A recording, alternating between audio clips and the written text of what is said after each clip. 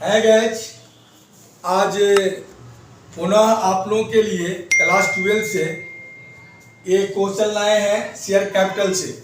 ये आपका share capital का क्वेश्चन है, आप देख लीजिए। SHARE शेयर कैपिटल ये कंपनी से रिलेटेड है, शेयर कैपिटल चैप्टर है। ये आपका जो क्वेश्चन है ये आपको VBI है।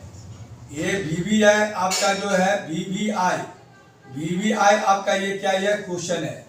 ये आप लोगों के लिए जो आने वाला जो परीक्षा है, आने वाली जो परीक्षा है 2024 में, वह पूछने की ज़्यादा संभावना है। इसीलिए आप लोग के लिए ये प्रश्न सब क्या क्या है बताया जा रहा है।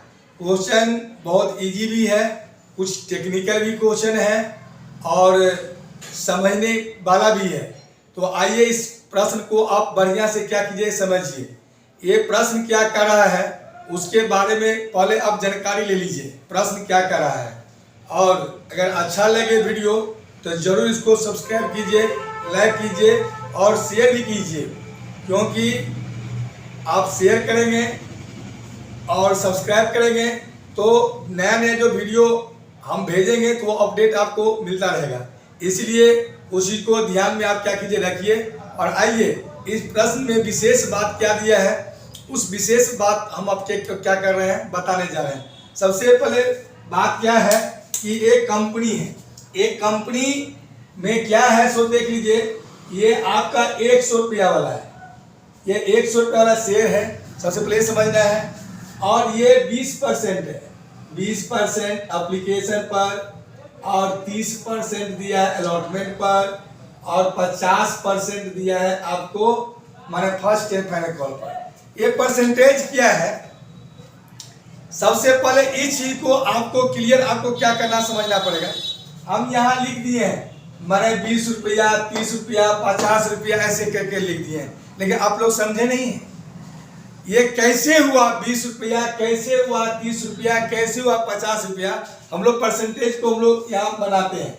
देखिए सबसे पहले क्या है, हम लोग लेंगे एप्लीकेशन का, लेंगे मान लिया जाए एप्लीकेशन का लेते हैं 100 का, निकालेंगे 20%। 20% मतलब 20 बटा आपका कितना 100।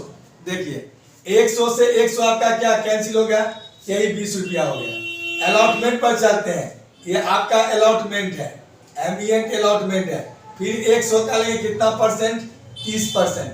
तो 30 बटे कितना लेंगे 100, 30 बटे लिखेंगे 100 लिखेंगे, ये 100 से 100 कैंसिल होगा, ये आपका 30 रुपया इसका हो गया। चलिए फर्स्ट एंड फाइनल कॉल पर चलते हैं, first and final call FINL final call पर चलते हैं। फर्स्ट एंड फाइनल कॉल कितना दिया है 50%, मानी 100 का लेंगे कितना 50%, 50 बटे 100 होगा, कि 0 से 0 काट देंगे तो यही 50 रुपया आपका हो गया। यही मेन चीज है। सवाल कुछ टेक्निकल है, भारी नहीं है। सवाल जो कहिएगा कि ये भारी होता है, सवाल भारी नहीं होता है, समझ भारी होता है। अगर आप सही से अगर समझेंगे तो कोई भी प्रश्न आपको भारी नहीं लगेगा। इसीलिए आप कॉन्शियस होकर के सीरियसली इन बातों को क्या किए ध्यान दीजिए।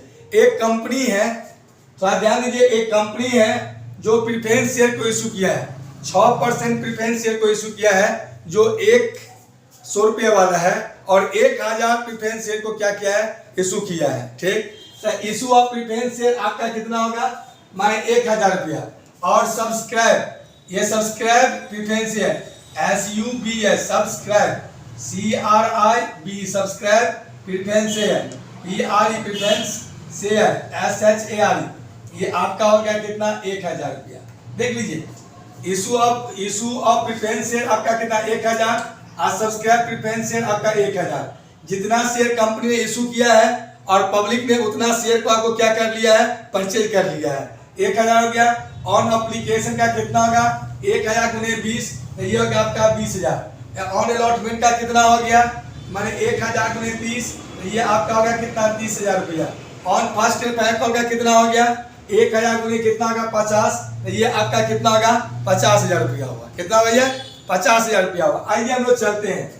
इसमें आप जर्नल एंट्री बनाना है, क्या बनाना आपको हो journal entry banana. Journal entries in the books of, आपका एक कंपनी है, एक कंपनी बनाना है और इसमें आपका जो है बैंक अकाउंट भी खोलना है। कौन अकाउंट, बैंक अकाउंट भी आपको क्या करना है, खोलना है। तो सबसे पहले इसमें आपको करना क्या है, उस बातों पर क्या करना है, ध्यान देना है, क्या आपको करना है।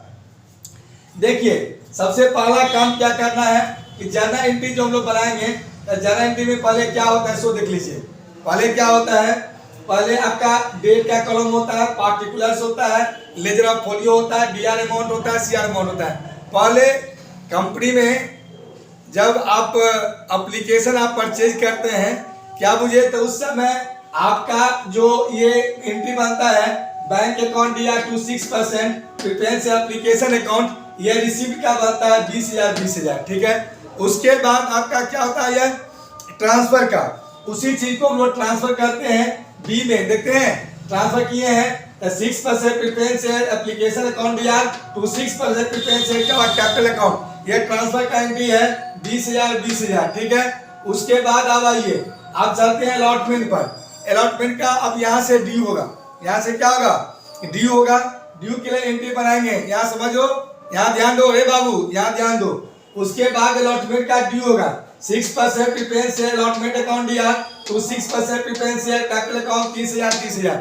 ये आपका ड्यू का एंट्री है। किसका एंट्री है, ये ड्यू का एंट्री है। एक बार कंपनी ड्यू करती है और सेकंड बार में कंपनी क्या करती है, रिसीव करती है, जब पैसा भेजते हैं। देखिए यहाँ बैंक अकाउंट दिया 6% प्रिफरेंस अलॉटमेंट अकाउंट 30,000 होगा। पुनः आप आइए मैं क्या ऑन फर्स्ट कॉल पर बनाते हैं, फिर इसका ड्यू करेंगे तो लिखेंगे 6% प्रिफरेंस फर्स्ट कॉल अकाउंट दिया 6% आपका लिखेंगे प्रिफरेंस कैपिटल अकाउंट, फिर इसका हम लोग रिसीव करेंगे। समझने के लिए आपका कॉन्सेप्ट क्लियर हो, इसके लिए मैंने आपको डेट कॉलम में ए भी दे दिया है।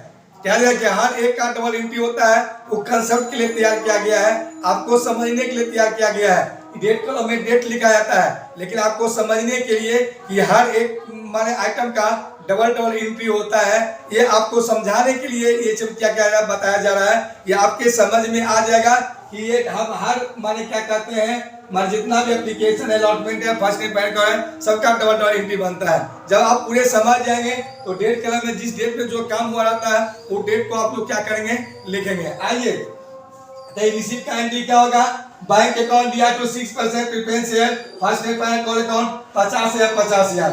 ड्यू के लिए पहले बताए थे कि ड्यू के लिए entry 6% preference share first aid bank call account दिया 6% preference share capital account, due का एंट्री है कितना 50,000। उसके बाद ये हम रिसीव का एंट्री बनाएंगे। अब इसी को हम लोग क्या करेंगे, जोड़ देंगे, यह ग्रैंड टोटल आएगा कितना 2 लाख रुपया। ये ग्रैंड टोटल आपका 2 लाख रुपया आ गया नहीं। उसके बाद आप खोलेंगे बैंक अकाउंट। कौन अकाउंट खोलेंगे, बैंक अकाउंट। आपके सवाल में आपके प्रश्न में कहता है कि आप बैंक अकाउंट भी खोलिए। सवाल के लिए बैंक अकाउंट खोलने के लिए क्या करना पड़ता है, सबसे पहले आप यहाँ देखिए कि आपका यह डीआर हो गया, यह सीआर हो गया, पार्टिकुलर्स हो गया, आरएस हो गया, पार्टिकुलर्स हो गया, आरएस हो गया। हम किसी भी चीज का अकाउंट खोलते हैं तो सबसे पहले जर्नल में ध्यान देंगे कि जर्नल में बैंक है, बैंक कहाँ है, यहाँ देखिए बैंक आपका यहाँ कहाँ है, डीआर सेल में है। डीआर सेल में इसके दोस्त का नाम लिखेंगे 6% प्रिफरेंस शेयर एप्लीकेशन अकाउंट 20,000। उसके बाद और बैंक ढूंढिए, बैंक यहाँ आपका डीआर में है, डीआर में आपका है, इसके दोस्त का नाम होगा 6% प्रिफरेंस अलॉटमेंट अकाउंट। देखिए 6% प्रिफरेंस अलॉटमेंट अकाउंट आपका 30,000 लिखा हुआ है। और ढूंढिए आपका, देखिए बैंक आपका लास्ट में है, बैंक आपका कहाँ है, लास्ट में है, जो 6% preference share first aid bank call account दिया हुआ है, माने डीआर में ही है। तो डीआर सर्विस के दोस्त का नाम लिखना है। देखिए 6% preference share first aid bank call account कितना दिया 50,000। अब इसी को हम जोड़ देंगे तो 1 लाख यही आपका बैलेंस शीट निकल गया, बीएफ निकल गया कितना 1 लाख रुपए निकल गया। यही आपका क्या हुआ, अब इस आपका क्या आंसर हो गया। अब आइए इसमें कुछ बातें क्या है कि ये प्रश्न आपका जो है माने 4 है, लेकिन किसी बच्चे ने ये क्वेश्चन नंबर आपका क्या दिया है 4 है। किसी बच्चे ने क्वेश्चन किया था कि सर आप जो पढ़ाते हैं ये किस बुक से आप क्या करते हैं, आप पढ़ा रहे हैं, कितना क्वेश्चन नंबर पढ़ा रहे हैं, क्या बुझे। ये बुक आपका है एसके सिंह की है, आपको साहित्य भवन जो एके सिंह है उस बुक से आपको नहीं मिलेगा ये प्रश्न। ये एसके सिंह का क्वेश्चन नंबर कितना, ये 4 है, उससे आपको मिलेगा। और इसी में आपका जो वीवीआई क्वेश्चन है उसको आपको बताया जा रहा है, और ये वीवीआई क्वेश्चन है इसीलिए आपको क्या किए हैं, बता दिए हैं। समझ में आ गया ना, दैट्स ऑल।